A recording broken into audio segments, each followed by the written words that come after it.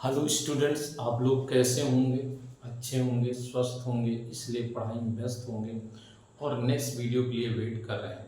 जैसा कि ये जो टॉपिक्स है क्लास 10th में भी है, क्लास फर्स्ट ईयर में भी, क्लास 12th में, यानी नेक्स्ट एजुकेशन में ये इम्पॉर्टेंट है। इससे क्वेश्चन भी पुटअप किए जाते हैं, वेरी वेरी मोस्ट इम्पॉर्टेंट। जितनी भी बार मैं कहूँ यूपी बोर्ड या सीबीएसई आईसीएसई सभी बोर्डों में क्वेश्चन पुटअप किया जाता है, इसलिए वेरी वेरी मोस्ट इम्पॉर्टेंट। आज का नेक्स्ट हम लोगों का टॉपिक्स है जिसे हम क्या कहते हैं, वाटसन क्रिक, वाटसन तथा क्रिक मॉडल। ठीक, या हम इसे डीएनए का द्विकुंडलित मॉडल या DNA of double helix model के नाम से जानते हैं, या इसका तीसरा नाम है डीएनए अणु का त्रिविम मॉडल स्ट्रक्चर। जैसा ये फिगर बना है, तो इस फिगर के अनुसार कौन कौन से वैज्ञानिक ने पहले यूज किया था, तो इसमें यूज होने वाले यानी अपना सबसे पहले दिया था इरविन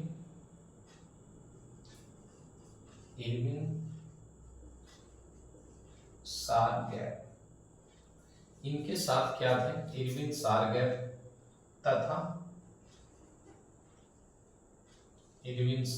तथा Rosalind Franklin Rosalind Franklin and Wilkins एवं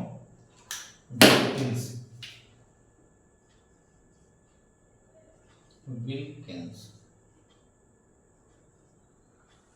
तीन वैज्ञानिक ये थे, और तीन वैज्ञानिकों ने ये मिलकर किया, तथा इनके साथ इन तथ्यों के आधार पर इन्होंने दूसरे वैज्ञानिक क्या थे, जेम्स वाटसन एवं फ्रांसिस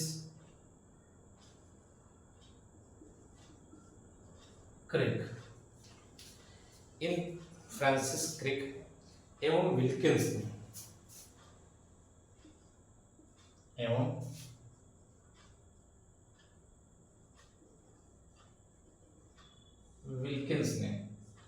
1953 में डीएनए अणु की संरचना का त्रिविम मॉडल प्रस्तुत किया।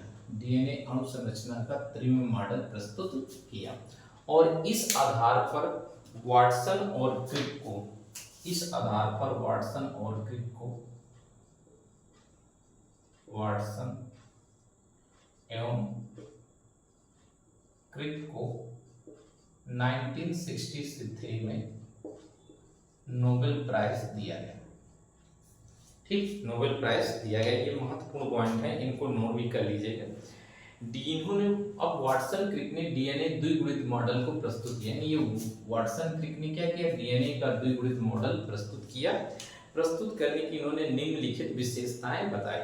अब विशेषताएं इन्होंने जो बताई हैं कुछ महत्वपूर्ण है, जो आपको नोट भी करना है। पहली विशेषता, डीएनए अणु जो होता है दो पॉलीन्यूक्लियोटाइड श्रृंखलाओं से मिलकर बना होता है, यानी ये डीएनए अणु है दो पॉलीन्यूक्लियोटाइड श्रृंखलाओं से मिलकर बना होता है। ठीक, जो बना होता है, और ये कैसा होता है, इसके चारों ओर यानी एक अक्ष के चारों ओर सर्पिले आकार के दक्षिणावर्त में ये मूवमेंट यानी गति करता है। ठीक है, पहला पॉइंट है। दूसरा पॉइंट है, ये दोनों श्रृंखलाएं जो होती हैं है एक दूसरे के विपरीत, यानी ये दोनों श्रृंखलाएं हैं एक दूसरे के जस्ट विपरीत पाई जाती हैं, जिसे हम प्रति समांतर कहते हैं।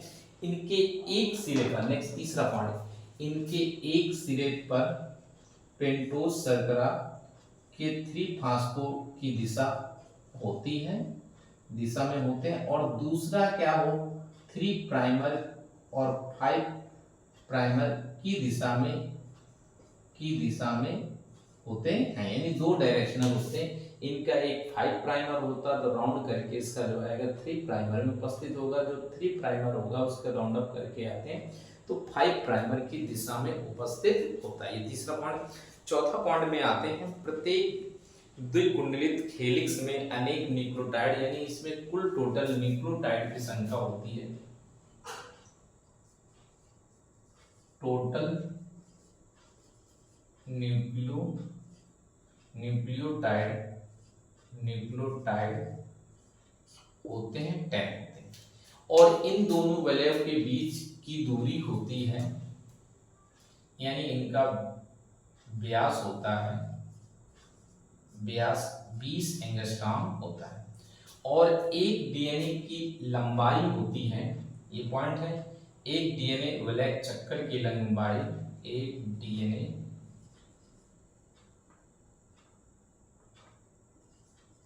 चक्कर की लंबाई होती 34 एंगस्ट्रॉम। ओके, अब इसके बाद ये किससे जुड़े होते हैं, इसमें नाइट्रोजन बेस होते हैं,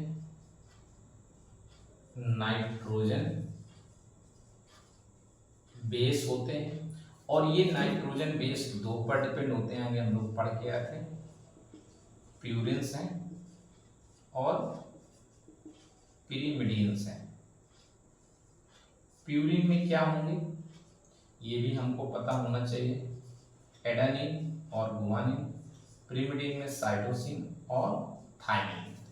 ओके, ये सारे पॉइंट हैं, और इसमें नेक्स्ट में हम लोग आते हैं, ये जो हमारा नोट कर लिया 20 एंगस्ट्रॉम, इसको हम 2 नैनोमीटर भी कह सकते हैं, क्या कह सकते हैं, 2 नैनोमीटर भी कह सकते हैं, तथा इसको हम क्या कह सकते हैं, 3.4 नैनोमीटर से भी दे सकते हैं। क्वेश्चन पूछा जाता है तो कभी प्रॉब्लम होती तो आप ऐसा कर सकते हैं।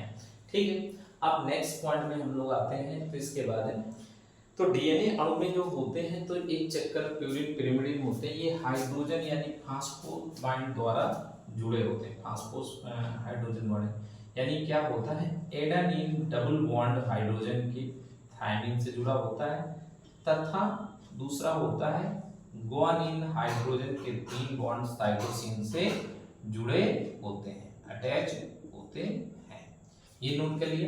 अब इसमें जानते हैं एक डीएनए में न्यूक्लियोटाइड की संख्या कुल टोटल कितनी होती है, 10 न्यूक्लियोटाइड होती है, और एक वलय की लंबाई कितनी होती है, 34 एंगस्ट्रॉम होती है, यानी 2 न्यूक्लियोटाइड के बीच की दूरी क्या होती है, इन 2 न्यूक्लियोटाइड के बीच की दूरी 3.4 एंगस्ट्रॉम होती है, कितनी है, 3.4 एंगस्ट्रॉम होती है, और टोटल न्यूक्लियोटाइड की संख्या इसमें 10 होती है। ये महत्वपूर्ण है, इसको नोट करते जाइए। अब नेक्स्ट बनता है डीएनए द्विकुंडलित मॉडल के आधार पर देखते हैं, तो डीएनए द्विकुंडलित मॉडल जो संरचना होती है, ये एक सीढ़ी जैसी टेढ़ी मेढ़ी बनी हुई संरचना होती है, जो हाइड्रोजन बंधों द्वारा एक डंडे के समान द्वारा आपस में जुड़े होते हैं। इसमें पेंटोस सर्कल किनारे की ओर होते हैं, फास्फोर बॉन्ड द्वारा आपस में जुड़े होते हैं, जो एक बैकबोन का काम करते हैं। इसके बाद जो इसका गहरी खांच होती है उसे मेजर ग्रुप या हम दीर्घ खांच कहते हैं, और जो सक्रिय होती है उसे माइनर ग्रुप या लघु खांच कहते हैं, और इनके चारों ओर शुगर फास्फेट के बैकबोन होती है, cross bar pairing base nitrogen जोड़ा जुड़े होते हैं। इस प्रकार ये हमारा डीएनए द्विगुणित मॉडल है, वेरी मोस्ट इंपॉर्टेंट है, इसको जरूर पढ़िएगा, क्योंकि ये आगे तो आपके क्वेश्चन जरूर पूछा जाता है। ये यूपी बोर्ड में है, सीबीएसई बोर्ड है, आईएसएससी बोर्ड है, यानी सभी बोर्डों में वेरी मोस्ट इंपॉर्टेंट क्वेश्चन होता है, जिसे हम डीएनए डबल हेलिक्स मॉडल भी कहते हैं, डीएनए वाटसन क्रिक मॉडल भी कहते हैं, डीएनए अड़ुगा मॉडल भी कहते हैं। इसलिए इस चैनल को लास्ट में सब्सक्राइब करिए, लाइक करिए, बेल आइकन बनाइए और कमेंट भी करिए। ओके, इसको पूरा नोट कर लीजिए। थैंक्स।